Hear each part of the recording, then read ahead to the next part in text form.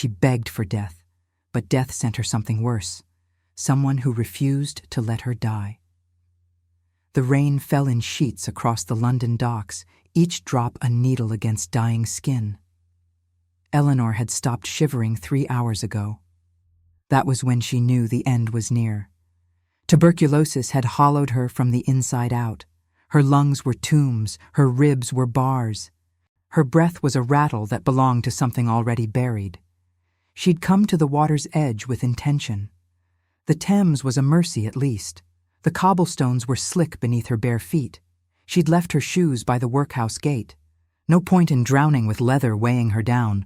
Her dress, gray, threadbare, stinking of illness and poverty, clung to her skeletal frame like a shroud already measured and fitted. The night was moonless. Perfect. She stepped forward. The cold shocked her system, a brief electric kiss before numbness would come. She'd heard that drowning was peaceful after the first desperate gulp. She'd heard many things in her 23 years, most of them lies. A hand seized her wrist, impossibly strong, impossibly cold. "Not tonight," a voice said. It wasn't kind. It was ancient. Eleanor twisted, gasping. The man who held her was impossibly beautiful, all angles and shadows, with eyes the color of storm clouds and skin that seemed to absorb light rather than reflect it. His coat was pristine black wool, his gloved fingers unrelenting around her wrist. "Let me go," she whispered. "You're already gone," he said, and lifted her as though she weighed nothing, as though she were already a ghost. "But I won't let you become one. Not yet." He moved through the fog like he owned it. Eleanor caught glimpses of his face in the pale gaslight, cheekbones sharp enough to draw blood, a mouth that had forgotten how to smile, eyes that had seen empires crumble to dust. He carried her through streets she didn't recognize, up spiral stairs that seemed to exist in perpetual shadow, into a room lit only by candlelight. The candles were black. Everything was black. The velvet curtains, the marble floor, the four-poster bed, draped in silk the color of old blood. He laid her on the bed with ritualistic care and stepped back. "Who are you?" Eleanor asked, her voice the rasp of paper against glass. "Someone who collects the dying," he said, "and keeps them." He moved to the window. The city sprawled below. Gas lamps and chimney smoke, poverty and plague, the whole rotting machine of Victorian England grinding toward some apocalypse only he seemed to understand. When he turned back to her, there was something ancient and terrible in his eyes. "Your name," he commanded. "Eleanor, Eleanor Voss." "I am Adrian." He said it like a confession, like the word itself had weight. "And you are going to live, Eleanor Voss, whether you wish to or not, because I have spent 200 years learning how to save the unsavable, and I am very, very good at what I do." He approached her with a syringe filled with liquid that gleamed like liquid rubies in the candlelight. She didn't resist. She was too weak to resist. The needle entered her arm. Warmth flooded through her veins, not the warmth of fever, but the warmth of something ancient awakening. She felt her lungs expand, felt the disease receding like a tide, felt something in her rebirth, something that terrified her more than death ever had. "What did you do?" she gasped. "I gave you a choice," Adrian said softly, and she heard the echo of eternity in his voice. "Life or death, Eleanor, and I chose for you." His fingers brushed her cheek, and it burned like a brand. "Subscribe if you believe mercy can resurrect even the damned." 3 weeks had passed since Adrian pulled her from the Thames. 3 weeks of Eleanor learning that salvation and captivity wore the same face. She stood at the window of his penthouse, her reflection ghostly against the glass. Her cheeks had color now. Her eyes were no longer filmed with the glaze of fever. The tuberculosis had vanished like a nightmare upon waking, but something else had taken root in her blood, something that sang and screamed and clawed at the walls of her skin from the inside. "You're burning," Adrian said from the doorway. He held a crystal glass filled with deep red liquid. "Drink." Eleanor turned from the window. She'd learned not to ask questions. She'd learned that Adrian operated in the currency of commands and ancient rituals, that he moved through the world as though he'd memorized its end a long time ago. "It's not," she began. "Blood, yes." He extended the glass. His expression was immobile. "You're changing. Your body is rejecting human sustenance. By nightfall tomorrow, the hunger will become unbearable. Better you learn control now." She took the glass with trembling hands. It was still warm, still visceral.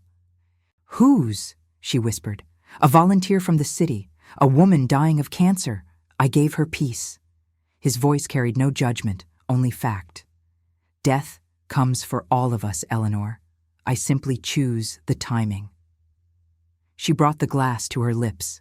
The moment the liquid touched her tongue, something primal ignited in her chest. She drank desperately, and with each swallow, clarity crystallized. She could hear the blood moving through her own veins, could hear Adrian's heartbeat, slow, methodical, the pulse of something that had stopped dying centuries ago. "What am I?" she asked when the glass was empty. "Alive," Adrian said. "Truly alive for the first time. You're turning me into a monster. I'm turning you into something that will survive." He moved closer, and she could smell him. Old leather, winter air, something else entirely. Something that made her skin prickle with recognition and revulsion. "The world will kill you, Eleanor. It killed you once already. I won't let it happen again. By making me a killer. By making you strong." She wanted to hate him. She tried, but each night, as he taught her to move through the shadows, as he showed her the city as it truly was, a hunting ground, a feast, a cathedral of predators, something shifted in her.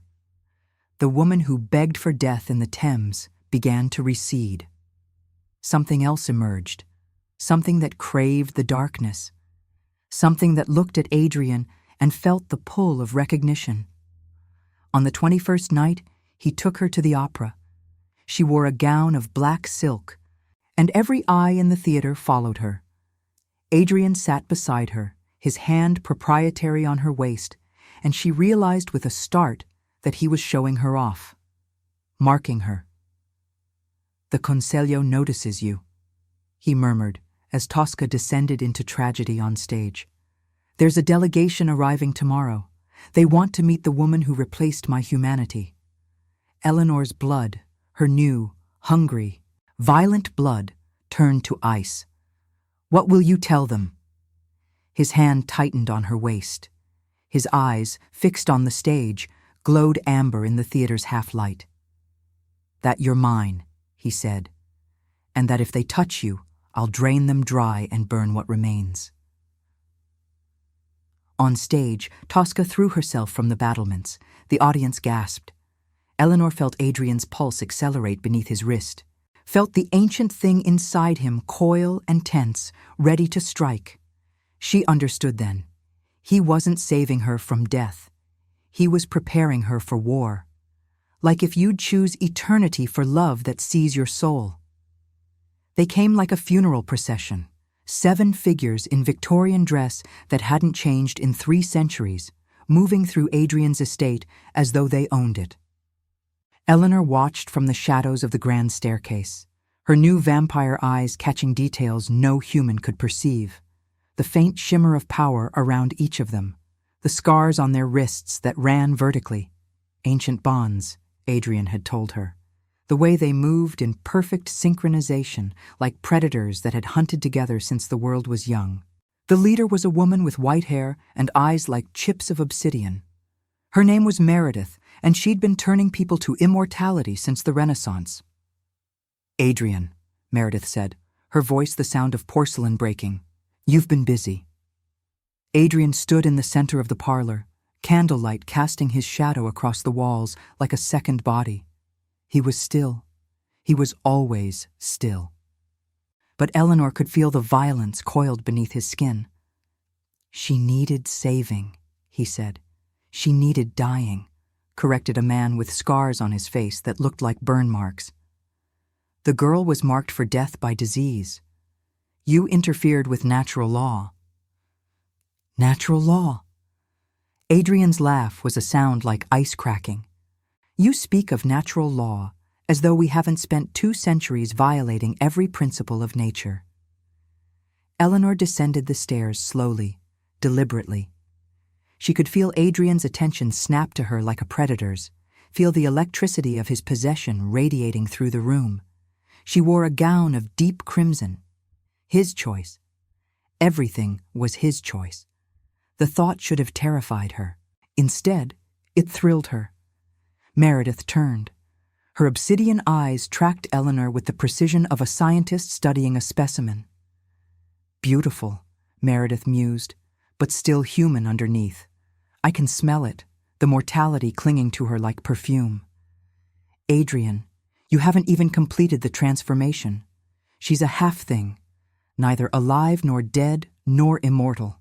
Eleanor felt Adrian move to her side. His hand found hers. She could feel his heartbeat accelerating now, not from fear, but from anger. Ancient, patient, lethal anger. "She stays as she is," Adrian said quietly. "Complete transformation would destroy her consciousness. I've chosen a middle path." "You've chosen disobedience," said the burnt-faced man. "The Conselho exists to maintain order among the immortal. You've created an anomaly, an abomination." "Then take her," Adrian said, and his voice dropped to something that made Eleanor's new blood sing with recognition. "But understand this. Every member of the Conselho who lays a finger on her will learn what it means to experience pain for the first time in 300 years. I will make it my life's work. I will drain you slowly, molecule by molecule, and show you the intimacy of suffering. I will remind you what it felt like to be mortal and afraid." The temperature in the room dropped 20 degrees. Meredith smiled. It was the smile of someone who just discovered an exploit in a system they'd thought unbreakable. "How exquisite," she whispered. "Adrian Corvus, who has never loved anything but the hunt, has gone soft for a dying girl." She stepped closer to Eleanor, and Adrian's entire body tensed. "Does she know what you are, darling? Does she understand that the man holding your hand has murdered thousands? That the blood in your veins is his blood, the blood of a killer who learned to love killing before he learned to love anything else?" Eleanor met Meredith's gaze without flinching. "I know exactly what he is," Eleanor said. Her voice was steady. "And I chose him anyway." The admission hung in the air like a blade. Meredith's smile widened. "How lovely, how doomed. The Conselho will vote on your fate, Adrian. You have 3 days. After that." She gestured gracefully toward the door. "We come for her, with or without your permission." They left like they arrived, synchronized, terrible, inevitable. When the last of them had vanished into the London fog, Adrian pulled Eleanor into his arms with a desperation that finally cracked his perfect composure. "I'm sorry," he whispered into her hair. "I'm so sorry. I should have let you drown." But Eleanor could feel his heart against hers. And it was racing. It was alive. It was human in all the ways that mattered. "And now, I invite you to leave a trace of your presence in the comments. Tell us where in the world you're watching from, and the exact hour you hear this story. We wish to know how far these immortal confessions travel, and at what moments of the night they find you." Adrian took her to the library at midnight. It was a cathedral of books, 5 stories high, spiral staircases of wrought iron, shelves that vanished into shadow, and candlelit corners where time seemed to move differently. Eleanor moved through the stacks like a ghost through her own haunting. "Every book here is a confession," Adrian said, his voice echoing off wood and leather. "Every volume is someone I've loved and lost. Every page, is a grave marker." He pulled a leather-bound journal from a shelf at random. The date on the spine read 1623. "Margaret," he said softly. "She was the first person I turned after I became this thing. I thought immortality would be a gift. I thought she'd thank me." He opened the journal. The handwriting was elegant, precise, descending into madness across the pages. "By the 3rd year, she begged me to kill her. I refused. I told myself I was being merciful. I was simply being selfish." He closed the book gently and returned it to the shelf. "What happened to her?" Eleanor asked. "The Consiglio found her. They executed her for becoming too wild, too visible. They told me it was mercy." His voice was completely flat. "I watched them drain her dry in a cathedral in Prague. They made it a spectacle, a warning to other immortals about the dangers of uncontrolled transformation." Eleanor found his hand in the darkness. It was cold. It was always cold. "You loved her," Eleanor said. "Yes, and you're afraid of loving me." Adrian turned to face her, and she saw the centuries in his eyes, not as time, but as weight, as burden, as the accumulated mass of every choice he'd made, every person he'd killed, every moment he'd been forced to survive when survival felt like the cruelest punishment imaginable. "I'm terrified," he said, "of losing you, of destroying you, of the Consiglio taking you from me, of the simple, unbearable fact that you will age, Eleanor, even with my blood in your veins. Even as a half-immortal, you will eventually grow old. You will wither while I remain, and I will have to watch the only person I've loved in 200 years become dust." Eleanor understood then what he'd done, why he'd only partially turned her. He'd given her immortality without the curse, the ability to grow old, to die naturally, to escape him eventually. It was the cruelest mercy imaginable. "Then we don't have time to waste," Eleanor said. She pulled him toward a reading chair upholstered in burgundy velvet. "Show me your life, Adrian. All of it. Every moment. Every sin. Every reason the Consiglio should be afraid of you." And he did. For the next 12 hours, Adrian Corvus, who had murdered thousands and loved none, told Eleanor Voss everything. He told her about the plague year when he'd learned he couldn't die of human disease. He told her about the Inquisition when he'd hunted the hunters to protect a convent full of nuns. He told her about the wars, so many wars, where he'd learned that immortality meant watching the same human tragedies repeat across centuries, each time more meaningless than the last. By dawn, Eleanor understood. Adrian wasn't a monster who'd learned to love. He was a man who'd survived so long that love had become the only thing strong enough to hurt him. She kissed him as the sun rose outside the library windows, and for the first time in 200 years, Adrian Corvus wept. Comment, eternal, if you'd trade your soul for love that heals. Eleanor cut her wrist with a letter opener made of silver and bone.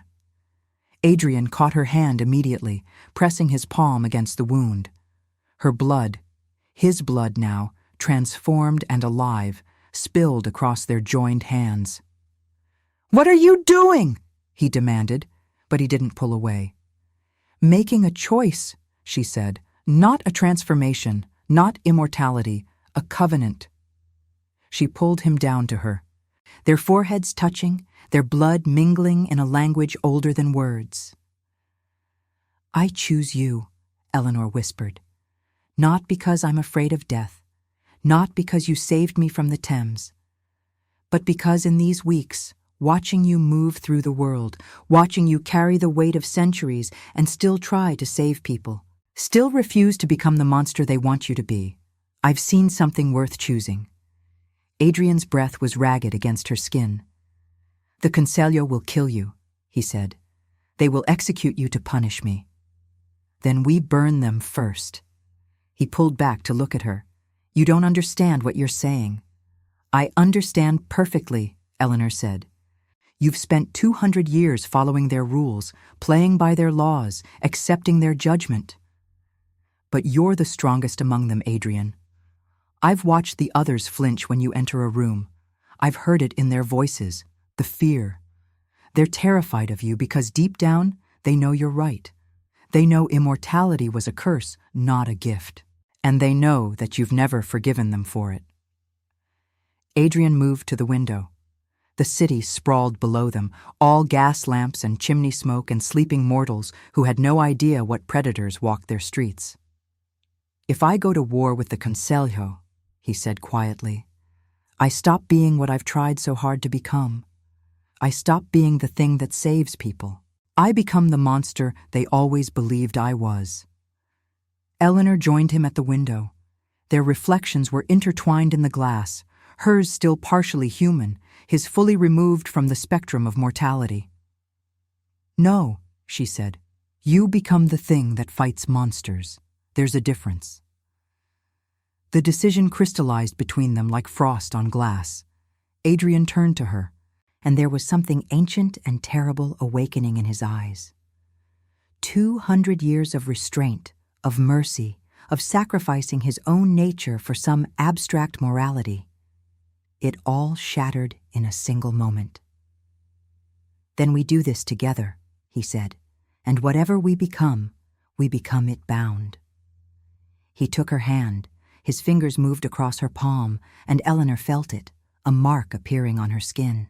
Not a tattoo, not a scar, something else, a seal, a brand, a vow written in blood magic that predated the Conselho by centuries. This marks you as mine, Adrian said, in all the ways that matter, and anyone who touches you will burn. Eleanor felt the magic settle into her bones like a second heartbeat. She looked down at her palm and saw it, a symbol that looked like a crown intertwined with flames. What does it mean? She asked. It means, Adrian said, pulling her close, that the age of mercy is over, and the age of reckoning has begun. They came for Adrian on a Tuesday. 7 members of the Conselho, armed with weapons that predated modern manufacture, moving through the penthouse with synchronized precision. They found Adrian waiting in the parlor, sitting in a high-backed chair made of ancient oak, a glass of red wine in his hand. Eleanor watched from above, perched on a rafter in the shadows, invisible to all but Adrian. This is your final warning, Meredith said, her obsidian eyes hard as judgment. Renounce the girl, and we let you live. Submit to re-education, and we let you live. Refuse, and we execute you both. Adrian took a sip of wine. His hand was completely steady. Funny, he said, how often you threaten my life, as though I haven't considered that the most merciful option available. Then you've made your choice, Meredith said, and raised her hand. The 7 members of the Conselho moved as one, a synchronized strike that would have reduced Adrian to ash if they'd connected. But Adrian was no longer sitting in the chair. He was a blur, and Eleanor saw him with her new eyes, not a man moving, but a predator unleashed. He moved through their formation like a knife through silk, and Eleanor understood that he'd been holding back his entire existence. Meredith was fast, faster than the others, but Adrian was older and angrier.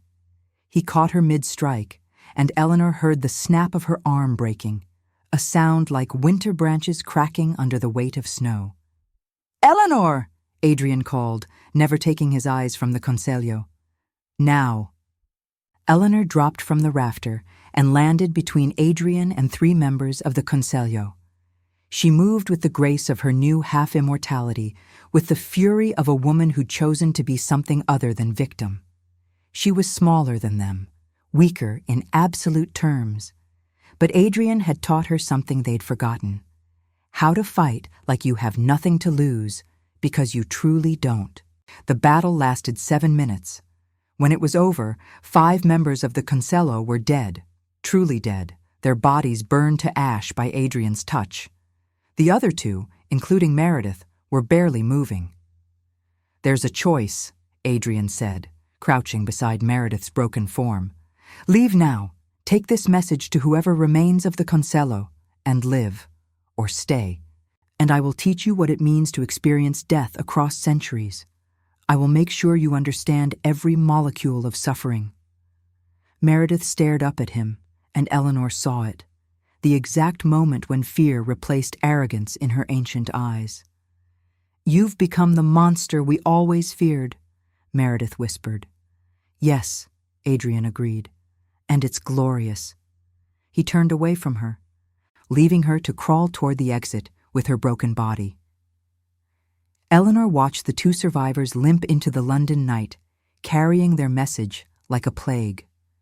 When they were gone, Adrian turned to Eleanor, and she saw it. The moment when the predator receded and the man emerged. He looked devastated. He looked free. "What have I done?"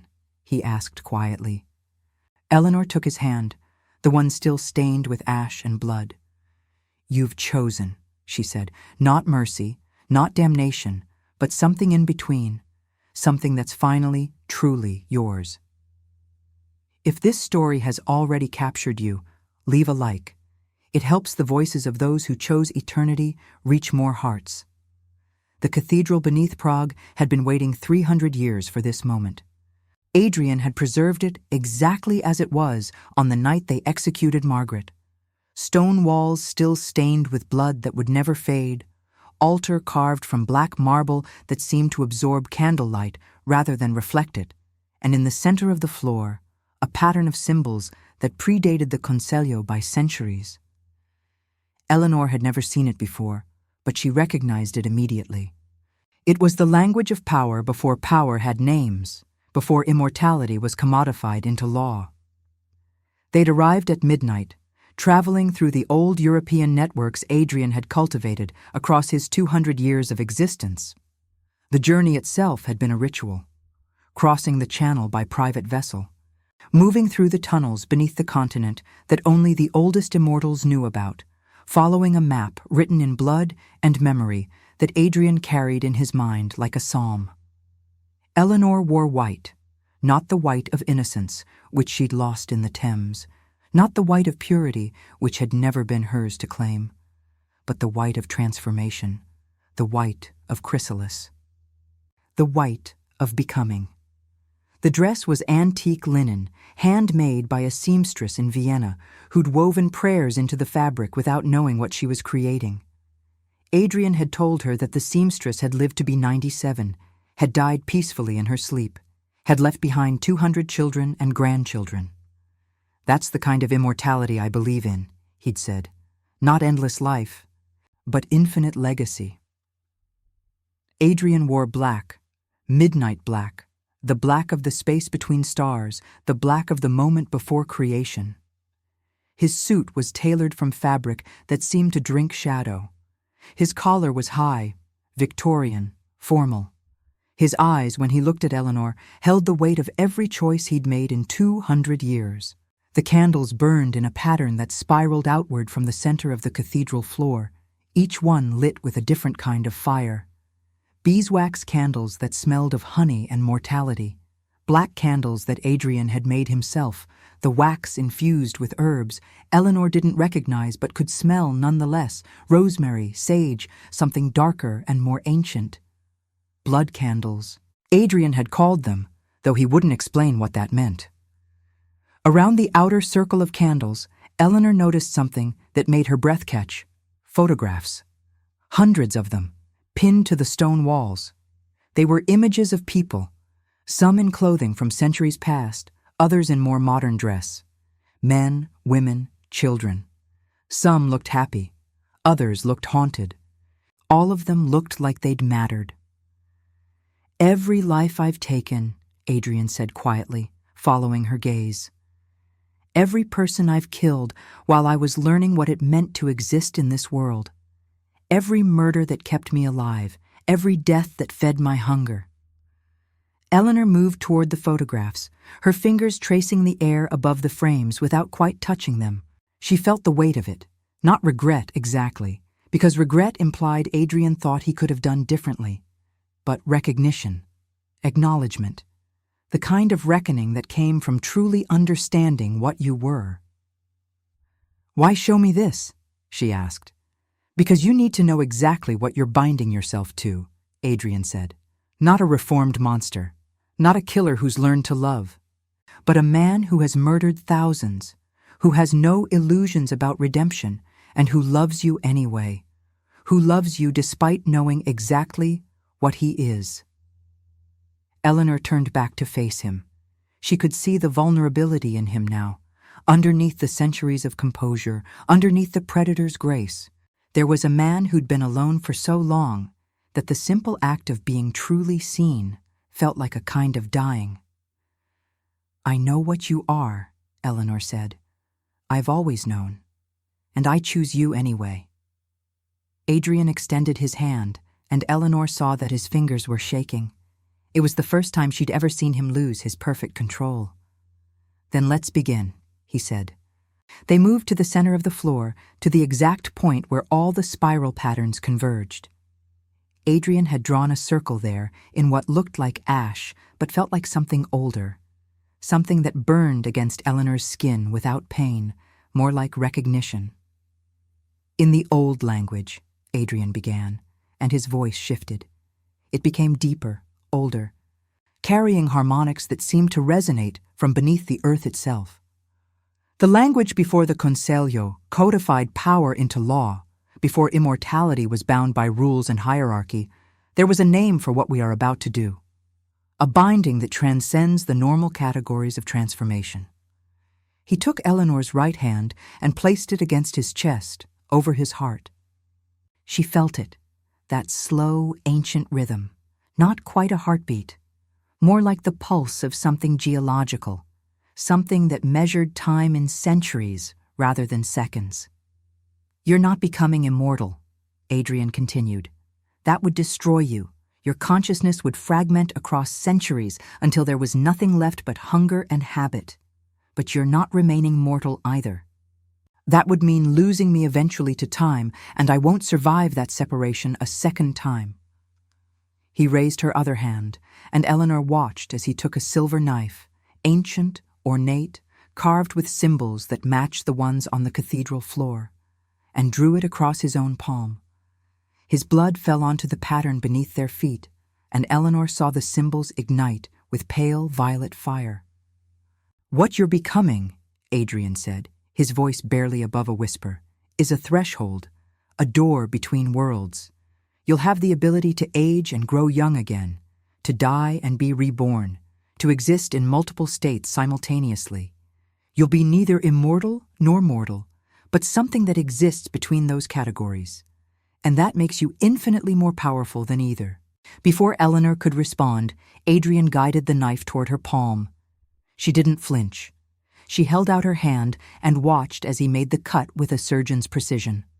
Her blood, his blood now, transformed and alive with something beyond human biology, fell onto the symbols alongside his. The fire intensified. Eleanor felt it begin in her chest, a burning that wasn't pain but transformation. Her mortality started to shift, like sand in an hourglass suddenly flowing in both directions simultaneously. She could feel her body responding, could feel the years that had etched themselves into her gaining the ability to move. At 23, she'd been a dying girl on a dock. At 25, she'd been Adrian's half-turned creation. Now, at this moment, standing in a cathedral carved from centuries of blood, she was becoming something that transcended linear time. "Stay with me," Adrian commanded, his voice cutting through the sensory chaos. "Don't let the transformation scatter you. Find the center. Find the part of yourself that existed before you were born and will exist after you die. That's your anchor." Eleanor focused. Through the chaos of becoming, through the sensation of every nerve ending in her body rewiring itself, she found something. A still point, a gravity that held her together even as she was being unmade and remade. It felt like Adrian. It felt like the moment he'd pulled her from the Thames. It felt like the choice she'd made to love him, despite everything she knew about his nature. The transformation crested like a wave breaking against stone. When Eleanor opened her eyes, she could see differently. Not just the light spectrum shifting, but time itself becoming visible. She could see the past echoes of this cathedral, could see Margaret's execution like a ghost superimposed over the present moment, could see Adrian's presence here across centuries, visiting this place like a penitent visiting a tomb. And when she looked down at her hands, she understood what Adrian had meant about being a threshold. Her skin flickered between states, young, then aged. Then young again, her fingers sometimes translucent, sometimes solid, sometimes seeming to exist in multiple moments simultaneously. "It will stabilize," Adrian said, and Eleanor heard the relief in his voice. "Give it a few moments. Your consciousness is still adjusting to the new parameters." The flickering gradually slowed, then stopped. Eleanor looked at her hands and saw them settle into their current age. 30, she thought, though she could feel the potential to be any age she chose.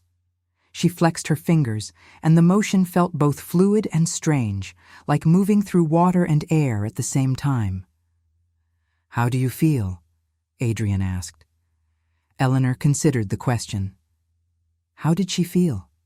She felt like she'd been scattered across time and somehow collected back into a coherent shape. She felt like she could perceive moments before they happened and echoes after they'd passed. She felt like the universe had suddenly become a book she could read in multiple directions. "Alive," she said finally, "in ways I didn't know were possible." Adrian's expression shifted into something Eleanor had never quite seen before. Relief. Joy. Something that looked dangerously close to hope. He took both her hands, and Eleanor felt something else shifting between them. A connection that went beyond the physical. She could sense his emotions now, could feel his fear and his desperate hope and his overwhelming love like a second heartbeat running parallel to her own. "The mark," Adrian said, raising her right hand. "Look." Eleanor watched as the symbol appeared on her palm, the crown intertwined with flames, glowing with that same pale violet fire that had consumed the cathedral floor. But it was different now. It was no longer just a mark of possession. It was a vow, a covenant, a declaration written in magic older than law. "What does it mean?" she asked, though she thought she already knew. "It means you're bound to me," Adrian said. "Not enslaved. Bound. Like two halves of a single thing that was split at the moment of creation. It means that any harm that comes to you will come to me, and any darkness I carry will be visible to you. It means we're no longer separate beings following the same path. We're a single entity wearing two bodies." Eleanor felt the magnitude of what he was saying settle into her bones. It should have terrified her. The old Eleanor, the one who'd been dying on the docks, would have recoiled from the idea of being so completely connected to another person. But the Eleanor who stood in this cathedral, who'd been transformed into something between states, understood that this was exactly what she wanted. She pulled Adrian close and kissed him, and when their lips met, she could taste centuries on him. She could taste every year he'd survived, every person he'd killed, every moment he'd endured in darkness and solitude, and beneath all of it, she could taste the moment he'd decided to pull her from the Thames instead of letting her drown, the moment he'd chosen connection over isolation. "I do," Eleanor said against his mouth. "I choose this. I choose you. I choose eternity with you, whatever form it takes."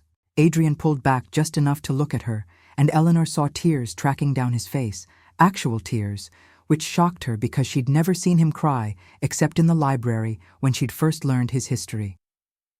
"I love you," he said. "Eleanor Voss, who begged for death. Eleanor Corvus, who chose immortality. Eleanor, who exists between all categories and transcends all of them. I love you with an intensity that scares me. I love you in ways I didn't know were possible. I love you despite knowing that this love will eventually destroy us both, and I'm choosing that destruction consciously." "That's the only kind of love worth having," Eleanor replied. "The kind that matters enough to destroy you." They stood together in the center of the cathedral, their joined hands glowing with violet fire, the photographs of Adrian's victims surrounding them like a congregation bearing witness to this binding.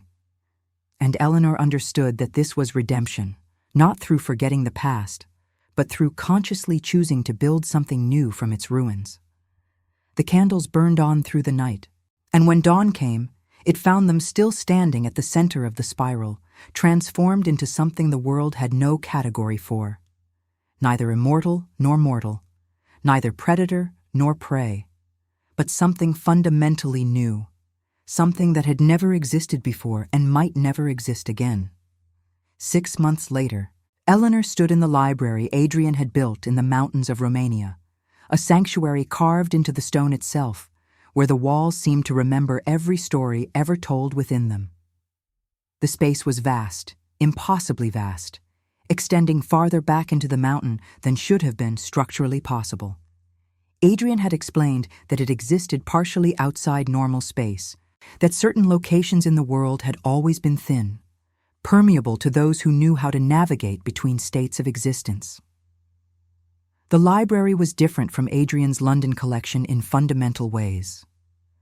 Those books had been records of death, catalogues of grief, memorials to lives he'd taken. These books were different. These were stories of lives he'd touched and saved. Volumes filled with the testimonies of people he'd rescued, people Eleanor and Adrian had brought back from the edge of the abyss. The spines were written in multiple languages: Portuguese, Spanish, French, German, English, Mandarin, Arabic, Russian. The weight of human experience made manifest in leather and paper. Eleanor moved through the shelves slowly, trailing her fingers across the spines. She was 25 in this moment. She'd learned to shift her apparent age depending on context, though she always felt the weight of all her years, all the versions of herself that existed simultaneously in her transformed state. The sensation was disorienting but exhilarating, like being in conversation with multiple versions of your own consciousness at once.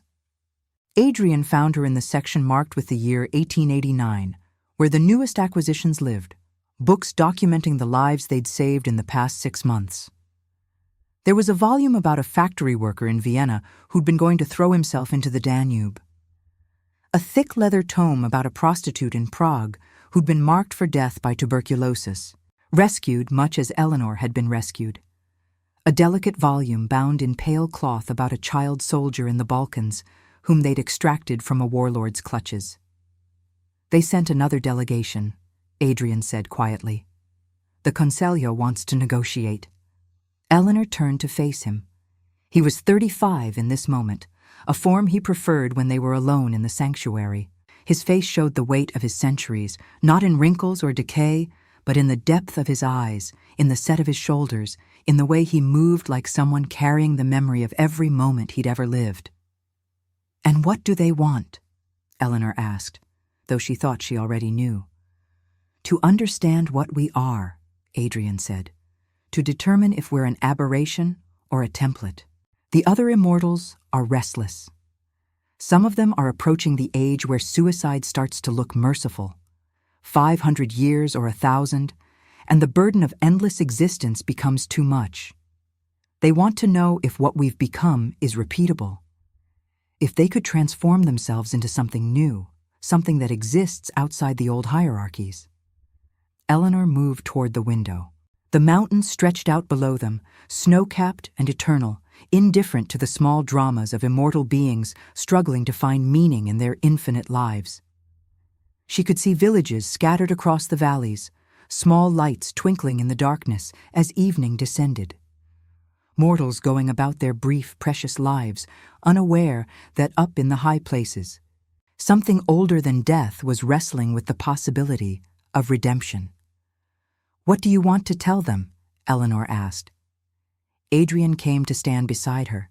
She could feel him there without looking, could sense his presence in the way reality seemed to respond to him, the way the air became thicker and more textured when he was near. It was one of the benefits of their binding. They could feel each other across distance, could sense each other's emotional state even when separated by kilometers. "I want to tell them the truth," Adrian said, "but the truth is complicated.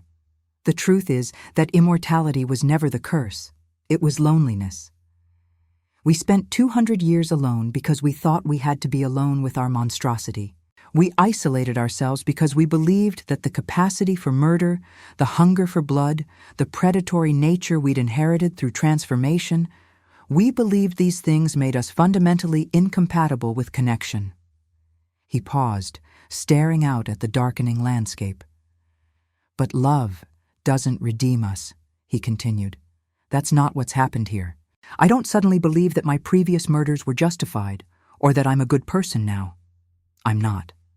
I'm still the same thing I was, a predator, a killer, someone capable of extraordinary violence. The difference is that now I have a reason to choose not to become the monster they expected me to be. Now I have someone I love enough to resist the worst parts of myself. Eleanor reached over and took his hand. She could feel the calluses on his palm, the scars that predated her by centuries. She could feel the strength in his grip, a strength that could shatter bone or, if he chose, remain gentle enough to touch a butterfly without damaging its wings. And if they don't accept it? Eleanor asked. If they decide that what we've become is too dangerous, that we're a threat to the established order? Adrian turned to look at her, and Eleanor saw something shift in his expression, a kind of resignation mixed with fierce determination. The look of someone who'd accepted that the final battle might be coming and had made peace with the possibility of loss. Then we burn, he said simply.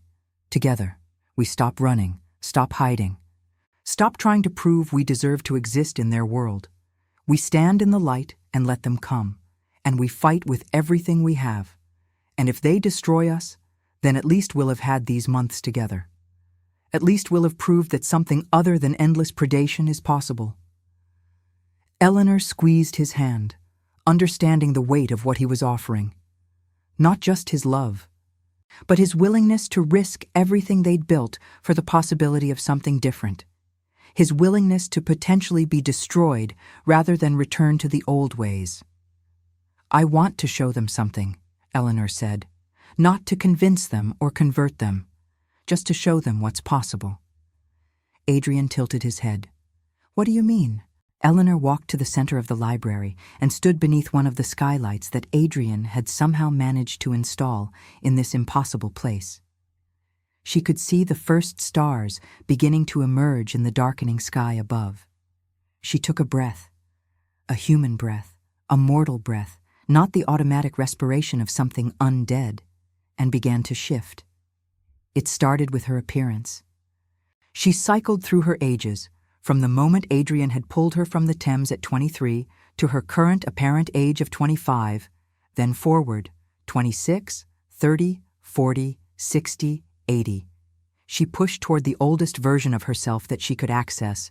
An Eleanor who'd lived all the years she might have lived if she'd drowned on the docks and been allowed to age naturally in the afterlife. The transformation was visible, but not grotesque. Her skin weathered like old parchment.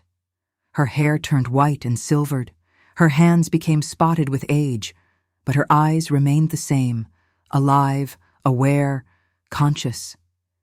This is what I can do, Eleanor said, her voice now that of a very old woman. I can exist across all my ages. I can show them all the versions of myself that might have been. I can be the girl they saved and the woman she would have become. She began the reverse transformation, cycling backward through her ages, returning to her apparent 25 years. That's remarkable, Adrian whispered. It's not just that, Eleanor said. I can feel them, Adrian. All those ages, all those versions of myself. And I can feel the people in the books around us. I can feel the woman we saved from the tuberculosis. I can feel that she's happy now, that she's learning to exist with what we made her into. I can feel the factory worker from Vienna. He's alive in ways he never was before. Not because immortality is inherently good, but because we gave him a choice instead of letting him make his final choice in despair. Adrian moved toward her, and Eleanor could see the wonder in his face.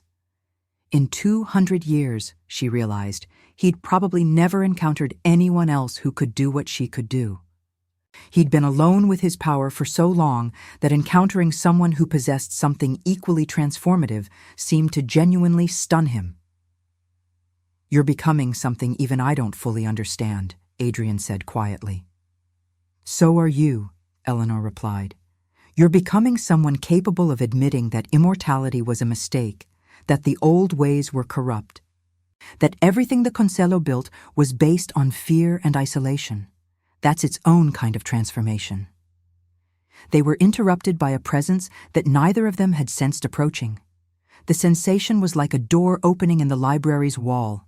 Suddenly, there was someone else there. A woman, ancient beyond measure, her form flickering between states in a way that suggested she was even older and more powerful than Adrian. Adrian immediately moved in front of Eleanor, his body becoming tense, protective. "Cassandra," he said, and his voice carried centuries of history. "I didn't expect you to come yourself." The woman who materialized in full was breathtaking in the way that lightning is breathtaking, beautiful in a way that hurt to perceive, terrible in the completeness of her power. She looked like she'd been the first vampire, or perhaps the last, or perhaps something that predated the very concept of vampirism. "I had to see for myself what had become of Adrian Corvus," Cassandra said, her voice like music from a language that had never had words. "The Conselho speaks of you as a threat. They say you've broken fundamental law, that you've created an abomination, that you've turned a mortal into something that cannot be categorized within our framework."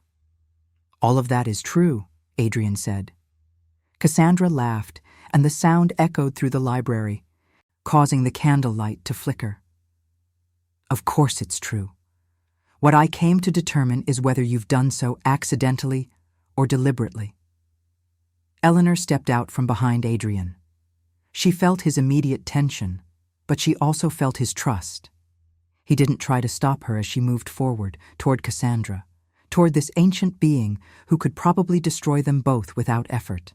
"Deliberately," Eleanor said. "We chose this. We chose to become something new rather than accept the categories the Conselho had already prepared for us." Cassandra's ancient eyes fixed on Eleanor, and Eleanor felt the weight of her gaze like a physical thing. Cassandra was examining not just her appearance, but her essence.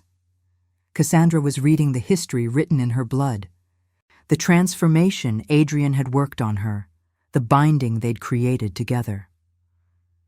"And how do you feel?" Cassandra asked. "Transformed into a being that exists between categories, bound to an immortal who has murdered thousands, aware that the Conselho might hunt you to extinction. How do you feel?" Eleanor considered the question seriously. "Terrified," she admitted, "but also alive in ways I didn't know were possible. The girl I was on the dock in London would recognize nothing about this moment. But I don't want to be her anymore. I don't want to beg for death. I want to build something new, even if it's temporary, even if we're destroyed by the Conselho tomorrow." Cassandra was quiet for a long moment. Then she did something unexpected. She smiled. "Do you know what the Conselho is?" Cassandra asked. "Do you know why we formed it?" "To maintain order," Adrian said carefully, "to prevent chaos among the immortal." "To maintain control," Cassandra corrected. "After the first few centuries of immortality, we realized that an infinite lifespan with no possibility of growth, no possibility of change, no possibility of becoming something other than what we were, this was a form of torture. So we created the Conselho. We created laws and hierarchies and structures because without them, we had nothing to do but contemplate the meaninglessness of eternal existence." She moved through the library, her hand trailing across the spines of books. Eleanor realized that she was reading them, absorbing the histories contained within them with a glance. "But this," Cassandra continued, "this is different. This is an attempt to transcend the old structures entirely. This is a woman who chose to love a monster, and a monster who chose to be something other than what immortality forced him to become.